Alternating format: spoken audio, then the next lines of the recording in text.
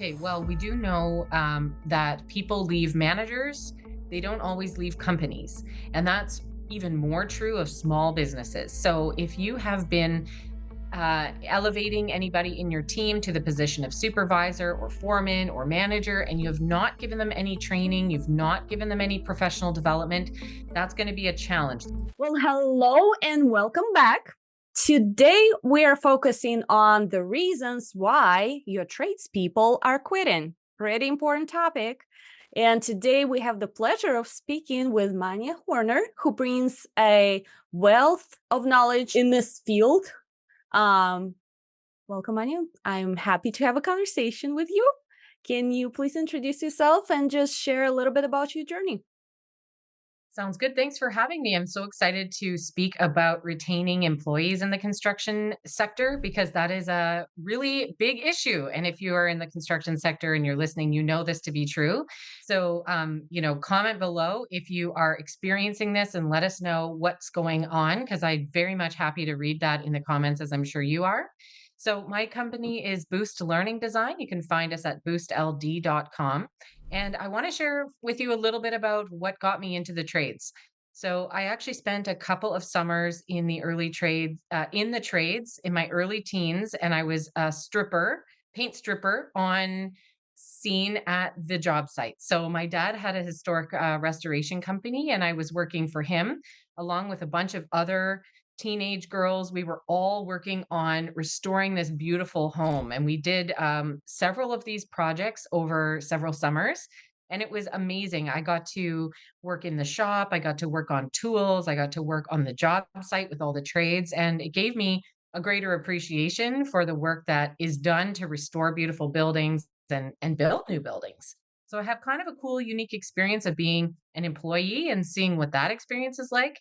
But then also I helped my dad in the office. I would sit with him in the evening. I actually helped him get his books onto QuickBooks from like paper accounting. I helped him do that when I was younger, and I got to sit around the dinner table and hear about the challenges and the frustrations. So I knew that he felt a lot of overwhelm trying to manage a team that was growing at 30 guys and girls.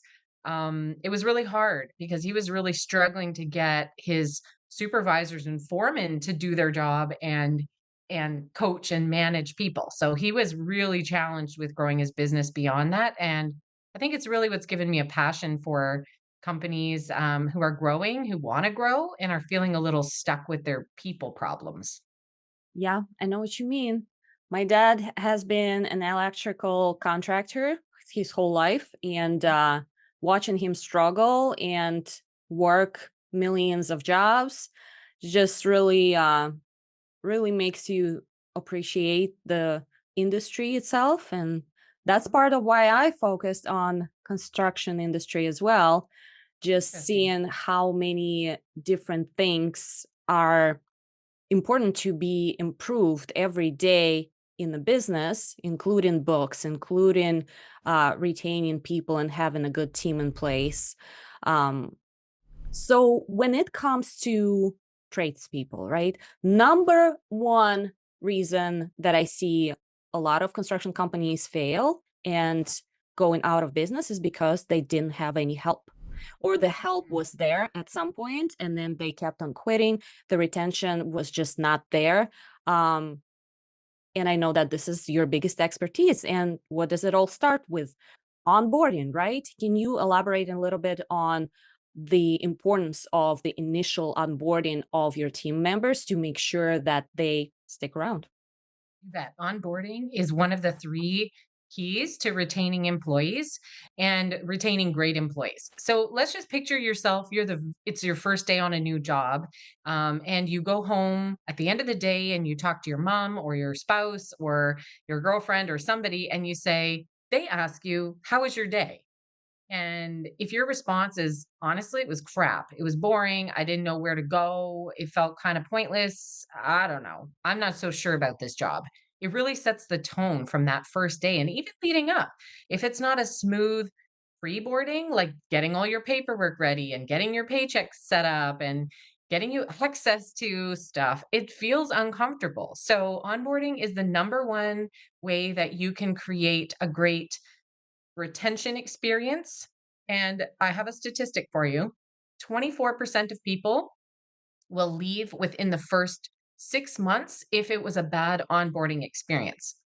But on the flip side, 69% of people will stay 3 or more years if they've had a great onboarding experience. That's So that huge. onboarding experience is directly tied to retention, whether people stay or whether they go. And it's very simple. And actually, if you want to send me a message, and maybe we can include a link below, I have a free onboarding checklist if you want to download that and implement it for yourself, because this is so important. It's the first thing I've made, and I just want to give it to you. Yeah, that is a great resource because a lot of time you're just like, I need help right now. You put an ad, somebody comes in, you're like, okay, sounds like you got experience, go there and figure it out. Well, sometimes Yeah. it's not that easy as figure it out. Even for a very experienced professional, it is hard to just dive in without knowing what are the processes of the companies, what are the guidelines, what is expected, right? That definition of done, that is very important. And the lack of those clear guidance and the training, it can just stop the whole progress right there before it even starts. Um, Yep.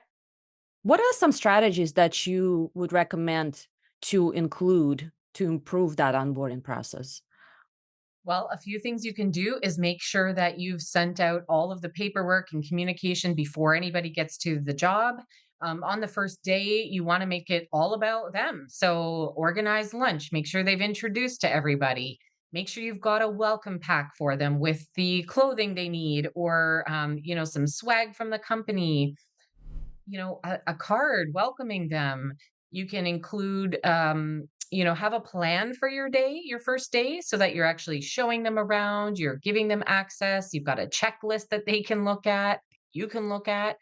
Very simple stuff. Think about if you're hosting people in your own house, what kind of things are you going to offer? What kind of things are you going to do to make their time feel special and make them feel welcome? So that's what you're doing. You're not just plunking them in and going like, "That's Jim. You're riding in his truck and have a great day." That's not a good first day. You want to make it very intentional and make it about them, so that at the end of the day, they go home and go, "Wow, that was awesome. I'm really excited about this job." It's going to make a huge difference. Yeah, in the end, they're a team member, right? A member of your whole company. You gotta have some sort of relationship with people that you're working with. Otherwise, when without this connection, it's not really a team. That's right. So, what is the other reason that you see a big turnover of people happening? Okay, well, we do know that people leave managers, they don't always leave companies. And that's even more true of small businesses. So if you have been elevating anybody in your team to the position of supervisor or foreman or manager, and you have not given them any training, you've not given them any professional development, that's going to be a challenge. That's another number two reason why people leave, is because of poor management, poor leadership. So check yourself if you're the leader. Do you have the leadership skills you need? Be self aware, be honest with yourself. There's lots of leadership training, there's lots of coaching out there. There's lots of ways to improve your communication. I mean, there's books, there's YouTube videos. Get out there and learn. Do the same for your employees. If you are a smaller company and you have one or two supervisors, give them some kind of training option, give them some professional development, pay for it, give them access to it, pay them for their time, because this is going to make them way better, and it's going to make the people that report to them much happier. Yeah, and you hear a lot that for the people to be promoted, how do you choose who you promote, right? The people who are in their role, current role, that are doing more than their role, that are showing you that they can actually take on more responsibilities and take control and lead other people, that's where you're kind of starting to think, okay, this guy would be great. But again, you can't just throw him into the fire without any sort of clarity on those roles and responsibilities. And That's probably another thing, right? Another reason, the lack of that clarity on what they're supposed to be doing. Because as an employer, as a leader, you have to at some point decide if there is a problem. Is it a people problem or is it a process problem, right? So most of the time, it's actually process. There is no clarity for the person performing work of what is the result that is needed. You doesn't really mean that you have to micromanage the people, but you have to provide, this is what I expect from you. And sometimes leaders think, I just hire the wrong person. Well, maybe not. Yeah, that's so true. You have to be clear on the outcomes that you expect from your leaders so that they can hold their direct reports accountable. And it's a mindset shift because you've got to get people who in the past have been really good at the job, really good on the tools, and you're now changing them into the supervisor role where all of a sudden they're not doing the work directly. They're responsible for the outcome of the work. So they have to learn how to communicate that outcome, how to hold people accountable, how to have one on one conversations where they're asking questions. They have to start to think more like a coach, more like a leader. So yeah, they have to know in their new role as a supervisor or a manager or a foreman what they're expected to do because they're not just there to babysit. They're not there to take over the tools and do the work themselves when they don't see it getting done. They're there to coach and lead and hold accountable. So it is a completely different set of expectations, which has to be well written down, has to be clear, and there has to be some training on that for people who are migrating into that role. What do you think what would you suggest for effective communication within the company? So, can I ask a clarifying question? Is that effective communication training or just what would make effective communication in general? I would say both, because we see, let's say they set up specific role, specific things that you're supposed to achieve, but then they don't see the results. What are the measures that they're supposed to be using to see if how effective the person is, right? And if it didn't happen, how do they communicate with them to fix the situation? Right. So everybody should have things that they're being held accountable to, right? So whether that be um, amount of hours to require to complete a task, whether it's response time, whether it is reducing waste or reducing the kind of loss or inefficiency. I mean, depending on your business, everybody's going to have something different that you're measuring them to that's going to help make jobs more profitable. So that does need to be communicated to your team members, to your frontline workers. They need to know what the definition of success is for their job, not just puttering along and doing random tasks as they've been assigned. They need to know. So that's one. The second is your managers need to know what, or your supervisors need to know what they're responsible for outputting, and they need to know what it takes to pull those strings, right? Pull those levers. So, yes, everybody needs to know, what am I being measured on? What is my work actually contributing to? So those are key performance indicators. You might be measuring those in different ways, but everybody needs to know, and there needs to be visibility into how you're tracking that. And then when it comes to the communication part, you need to have, daily huddle, quick 15-minute huddle in the morning to get, ready. Sometimes there's a safety talk component to that. There's a, here's what we're doing today, here's what we need, here's what our focus is going to be. One thing I don't see a lot in the construction industry, but I do see in all the other industries that I work in is one on ones.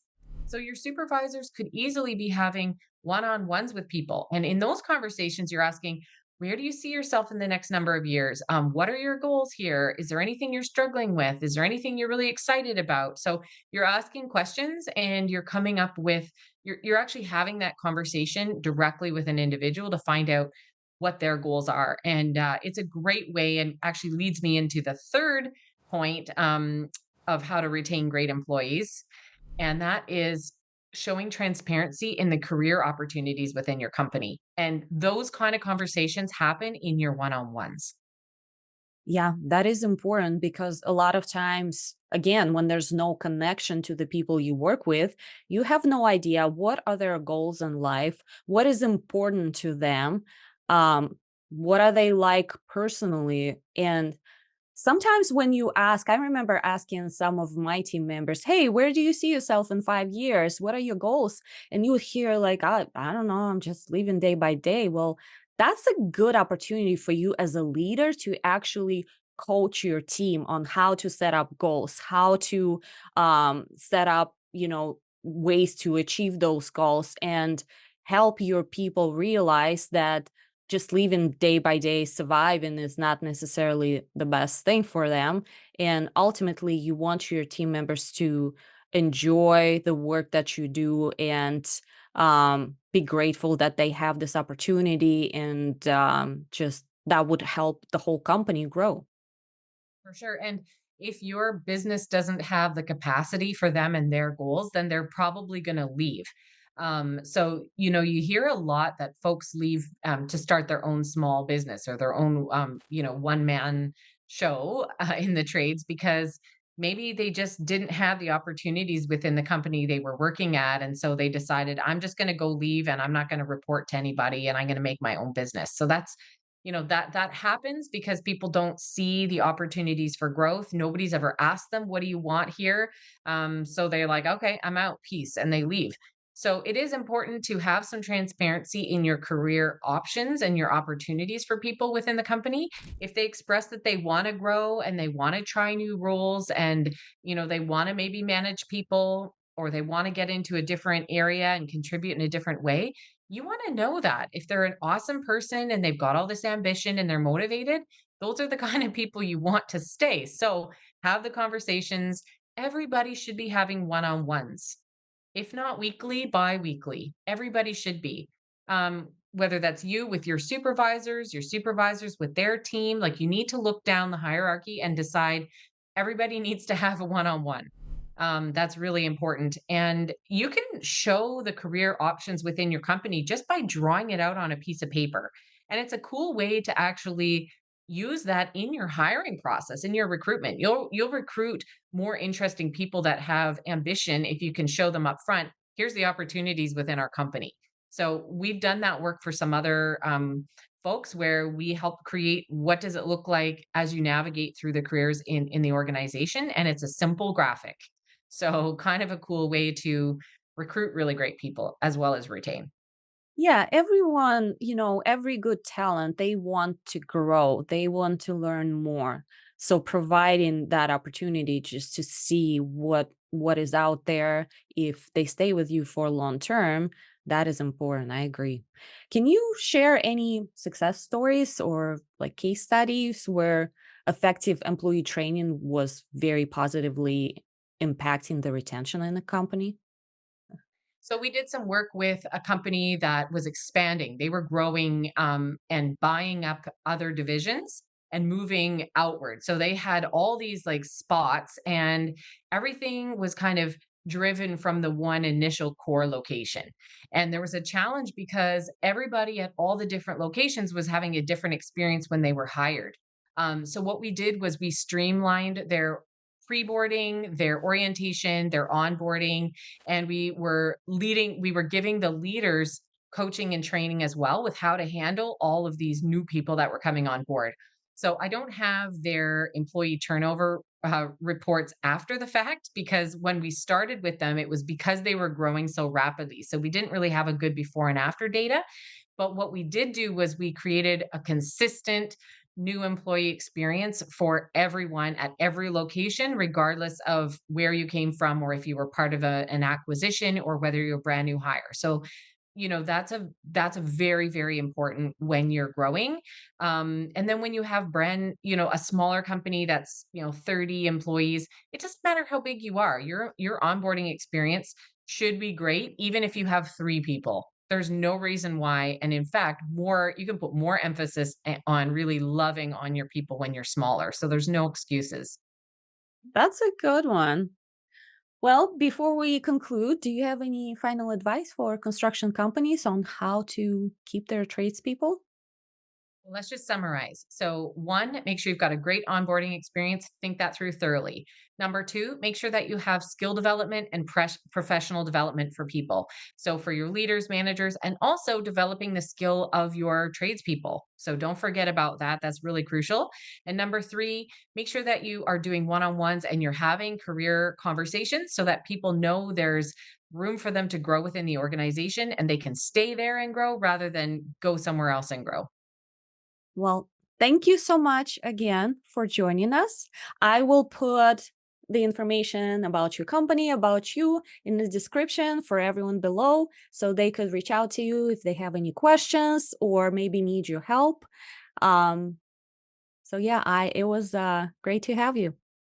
That sounds good. And if you want that free onboarding checklist, grab it below. Make sure that you're looking at it compared to what you're already doing and see if you can make some improvements. Thanks for having Sounds me. great. Thank you for listening. And as usual, subscribe, like, share for more insightful discussions like this. Till next time.